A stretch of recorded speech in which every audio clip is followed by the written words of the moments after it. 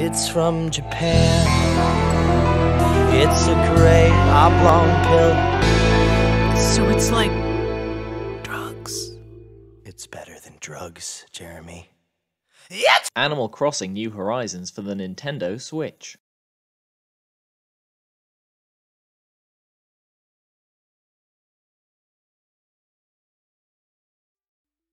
When one reads Be More Chill, you might think that it's an odd choice for an adaptation into a musical. The book has none of the bombast that one would associate with a great musical. It's a train of thought narrative with no real villain or even much of an antagonist. It's also just an amazingly touching story grappling with the difficulties of growing up, which is what one expects in Ned Vizzini's writing. The introspective and deeply personal nature of the story is almost certainly the element that carries it so well into the musical form. In the process of adaptation, there are, of course, changes to the narrative, which I'm going to discuss here. I believe that through a closer reading of these two texts, we can examine how society's views on technology have changed, both in terms of our relationship to it, and how it impacts on our relationships. So a quick rundown of the basic plot before we talk about the differences between the two forms. I'd recommend both reading the book and at least listening to the soundtrack yourself, since neither are massively time consuming. I read the book in about 4 hours the first time I read it, and it's so nicely written that it's incredibly easy to devour. I should also use this to bring up the slight differences between the on and off Broadway versions. I'm going to focus more on the Broadway version, as it's the more current version, but the differences are very minor anyway, and the major plot is still the same. So the basic plot is that a geeky loser called Jeremy here, in an attempt to make himself popular and finally ask out the girl of his dreams, acquires a SQUIP, a Super Quantum Unit Intel Processor. The supercomputer comes as a pill that implants itself in his brain and claims its processing power lets it understand human interaction and guides him to achieve all his goals. It also looks like Keanu Reeves. Rich, the guy who recommended Jeremy the SQUIP in the first place, ends up burning down a house following a house party. Both of the versions of the story culminate in the school play, in which the SQUIP's final plan turns out to be rather bad, and Jeremy ultimately moves on from the SQUIP being in his head. Firstly, there are a lot of small changes to the musical that are merely necessities for adaptation. It would be stupid not to acknowledge that. The ending of the book is far more mundane. The SQUIP tells Jeremy how to destroy himself. It lacks the bombast of the play, which caps off the story of the musical. The worst change that is made is why Jeremy is involved with the play. In the book, he loves theatre and has been in the school play loads. I've been in The Tempest and You're a Good Man, Charlie Brown to rave reviews, both times from my mum. I love everything about school plays. In the musical, he does it because Christine signed, so he'll do the same. This character assassination disgusts me, and I for one am in love with theatre kid Jeremy over opportunistic sleazy Jeremy. There's also a lot of streamlining of less important characters. Jeremy's relationship with his dad is also not nearly as important in the book. The change is allowing for the Pants song, which is amazing, the greatest love song ever because it explores more than just romantic love. Speaking of, his relationship to his best friend Michael gets a lot more rocky in the musical, which is necessary for the dramatic tension to the whole affair. The greatest change is obviously to the SQUIP though. To anyone who's heard the musical but not read the book, it might seem weird to hear that the SQUIP is not a villain in the book, but he makes a perfect villain for the musical, and you need musical villains, otherwise you can't have villain songs, and then there's no point in the whole thing. So let's get into what the book SQUIP is like. In the book, the balance of power between Jeremy and the SQUIP is fairly equal. Jeremy has the power to turn the SQUIP off and resists a lot of its instructions. He doesn't push away his friend Michael and regularly disagrees with the SQUIP's judgment on matters. In the book's finale, the SQUIP's plan to get Jeremy with the girl of his dreams, Christine, is by having him make a speech and a public declaration of love in the middle of the school play. It doesn't go as planned. Christine reacts, understandably, very badly. I turned to Christine. She looked at me with a seething combination of disbelief and hate. I'd never seen her look that way. I'd never seen anyone look that way, vicious and completely sick of me. The look makes me know I've lost. The SQUIP's failure here isn't because of any malicious intent, or at least any more than a supercomputer that claims it can make girls sleep with you is. When Christine reacts poorly, the SQUIP shuts itself down, taking some time to turn back on. This is the culmination of a running theme throughout the book. The SQUIP consistently refers to Christine as being difficult. It never seems to be able to understand her or help Jeremy consistently. In fact, it's the times when it has little influence on Jeremy that he seems to get along with her best. If we see the SQUIP as representative of technology as a whole, then it is clear that Rizzini felt that technology couldn't understand human interaction. While the SQUIP claims its computing power is capable of that, when confronted with someone who doesn't fit into its pre-existing assumptions, it has no idea outside of destroying itself. Furthermore, there is a real concern that if people were to all be squipped up, then it would make genuine human interaction impossible. When Michael confronts Jeremy after the play, Jeremy fears that Michael has been squipped up as well. If Michael has a SQUIP, then I'm done for. If he has one, then who doesn't? Who's real? There's a concern that if technology mediates all of our interactions, then we lose something of ourselves. It's not so much that technology is evil. The SQUIP always comes across as genuine in its desire to help Jeremy, although it should be pointed out that the book is told by an unreliable narrator, the SQUIP himself. The fault then is in some way ours. We choose to use this technology because it can make our lives easier, but the reality is that our reliance on it could lose us moments of genuine human connection that make relationships and interactions so special. Following the fire, Jeremy walks into school with the SQUIP off, and I think this displays that fear that human interaction is ruined by the SQUIP. I head in the way I used to, alone and thinking about school, instead of with a group of people thinking about how I can please/use them. By contrast then, the SQUIP of the musical is actively malicious.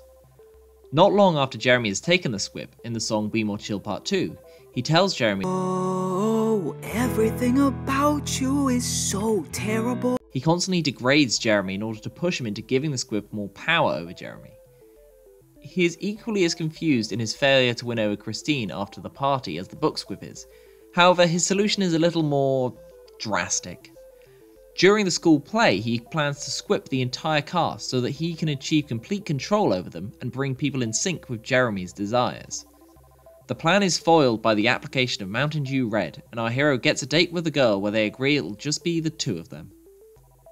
In the musical, the SQUIP is more overtly about the technology of our own time than in the book.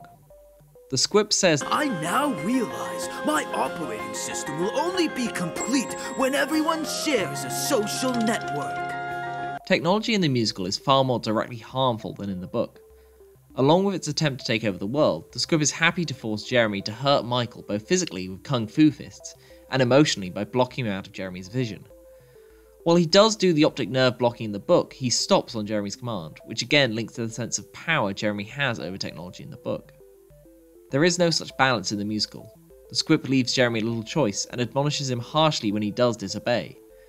Furthermore, the SQUIP declares that people can never live without SQUIPs, displaying the power this technology is gaining over the people it claims to help. The other key event that is changed between the two versions is the fire. In the musical, Rich's SQUIP forces him to burn down the house because he had figured out how to remove it. Rather than allow him to be free of it, the SQUIP risks his life and that of everyone else still in the house. The technology is actively malicious. It will do anything to retain its power. In the book, the reason is established soon after Jeremy gets his SQUIP. He warns him that any kind of drug could alter its functioning. It remarks that if he gets drunk, it will tell him to kill. Jeremy asks if that's true, and the SQUIP admits it doesn't actually know, but that it should be avoided. When Jeremy takes ecstasy at the party, he finds that his SQUIP switches to Spanish, which is very unhelpful as he is being chased by a murderous boyfriend. Rich is aware of this danger, and yet at the party he switches his SQUIP on to experiment with it and see if it was telling the truth. It was, and that is what causes the disaster. The fault is not with the SQUIP, it warned him of its weaknesses. Instead, it was human error. It was our own recklessness and desire to test how far we can push stuff, no matter the warnings. In changing this, the musical seeks to make a different point with this disaster. In Smartphone Hour, the characters say, "You can't blame the things he did on alcohol. You can't blame the things he did on pot." It's more focused on making a point about how adults will often try and find external explanations for young people's actions, and use these traditional social evils to ignore genuine issues that might be facing young people. More importantly for our discussion of technology, the way the news is spread via, as the title of the song suggests, smartphones. In the book, the news only spreads through phone calls and Jeremy's SQUIP, but the musical shows people calling, texting and tweeting to get the information out. As the news is spread, the way people talk about it is increasingly uncomfortable. They begin making up strange stories about the reasons that drove Rich to burn down the house. They also connect themselves with the tragedy in increasingly personal ways. Change my profile pic to you. Now I fully understand what you're going through. He told me 'cause he's my best friend. These concerns aren't so much speculative about our relationship to technology, but very much based on reality. It's well known colloquially that people react in very similar ways when there is some kind of tragedy. It's why it's best to steer away from Facebook, well, always really, but more so when there's some large-scale tragedy. In the book, the only people who behave weirdly are those with SQUIPs. Jeremy notices that they are all staying apart from those grieving in school. Their processing of tragedy and the emotions that come with it seem to have been twisted. The SQUIP encourages Jeremy to use this tragedy as an advantage when he's talking to Christine, and is utterly perplexed when Jeremy feels that's wrong and gross. In this way, maybe the book was, to a degree, prophetic about how technology would affect us. While to a certain degree the changes to how the SQUIP behaves is due to the differences in medium, there is a change in attitudes to technology that goes further than that. This difference must be seen in light of when they were produced. In 2004, the year of the book's release, technology was vastly different. The internet was around, sure, but the iPhone wouldn't appear for another 3 years, which in many ways has revolutionised our relationship to technology. Despite being set closer to today than its publication date, everyone in the book still seems to use landlines, which seems very quaint that Rizzini didn't foresee the prevalence of mobiles. His concept of technology that is consistently with you, always keeping you connected to what is happening around the world, such as when Jeremy is informed of Eminem's death, is very much a reality now. Most people will attest to the strange effect smartphones have made in our expectations to always be available. Everyone suspects that their phone or any other smart technology they own could be listening to every word they say. This technology isn't seen as merely mediating our relationships or changing them, but as seeking to harm us. Silicon Valley and lots of mega tech corporations are impossible to trust, and these fears of technology as ever present in our lives and its malicious desire to continue invading our lives are clearly expressed in the musical. Finding time to just be alone together is given a lot of importance in some of Jeremy and Christine's lines. Smartphone hour is something that couldn't have existed in the book because it's written with an understanding of how we do use technology, an awareness of how it allows information to spread and how it can make our responses to that information a little ghoulish. By way of conclusion to this whole thing, I'd like to acknowledge a reading of the book that I've kind of passed over. I've seen people discuss how the book SQUIP can be seen as a metaphor for antidepressants. I see that as a completely legitimate reading, particularly in light of Rizzini's experiences and his other work such as It's Kind of a Funny Story, which deals more directly with issues of mental health. That said, it's not really a topic I feel I'm equipped to discuss. I would rather leave such a discussion to those who could cover it well. And I don't believe my own reading of any given media should be the final word. When I first read the book and listened to the musical, what always struck me was the differences in the SQUIP. As I thought about it more, what always came out to me was the differences in the way that they approached the technology of the SQUIP. It could be seen as the book using the SQUIP as medication whilst the musical uses it as a metaphor for technology. But if we do read them both about technology, then they do give us very different views on technology. The book comes from before the iPhone, before Facebook and social media in general seem to invade every aspect of our lives.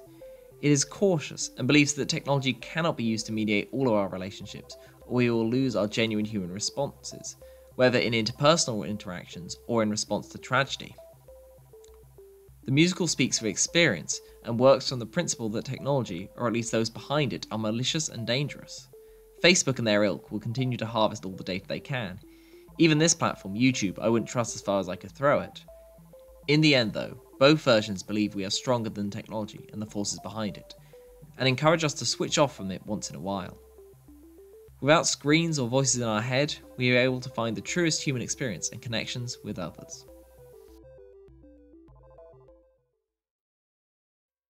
Hey everyone, thank you very much for watching this video on the musical Be More Chill. Be sure to hit like, comment, and all the subscribe and all that. The YouTube, do that, I guess, if you feel like it. Justice for George Floyd, Black Lives Matter. I feel like timely things to say. Yeah, wild time in the world. I hope all of my arguments made sense to people watching, and you thought there was any sense to it. I think on a little reflection on it, I do feel like I downplayed to some extent. The validity of the reading surrounding antidepressants as the squib in the book, which I think is a very important reading. But again, I'm not really in a position where I feel comfortable talking about that as like without experience or research on the topic. So I will leave it to others to think about. Keep an eye out. I was gonna do more stuff and then I didn't because you know, life hits you all at once and there was a lot going on. But now I want to do some more stuff. I've got some plans, so you know, hit subscribe, check it out. Okay, thank you very much. Have a lovely day as best you can. Stay safe out there in these I'm not even gonna say it. Okay, bye.